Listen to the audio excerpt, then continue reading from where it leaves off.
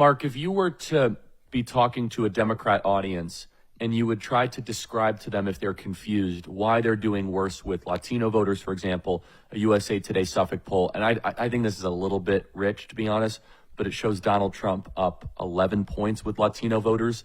Again, I think that's a little bit over the top. Why they're doing worse with Arab American voters, so on and so forth. What would your explanation be, just factual, to a Democrat who's not in the space all the time, that is trying to understand why they're underperforming with some of their key demographics?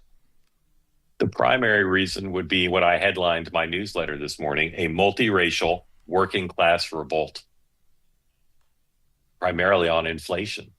These folks are not revolting and turning to the Democrats for any reason different than the greatest strength Donald Trump has. They feel very frustrated by the economy and their role in it, and they're turning towards the candidate who they think is more likely to be able to deal with inflation. A lot of them don't like the open border. A lot of them don't like some of the cultural issues that the Biden-Harris administration has taken positions on.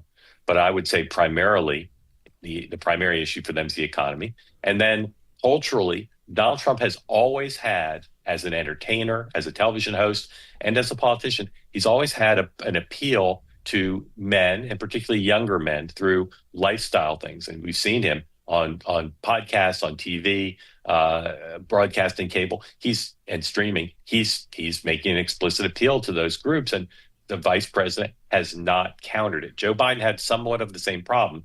The vice president has not countered that in policy or in culture in a way that's allowed her to win back the percentage that she would need to win of those groups.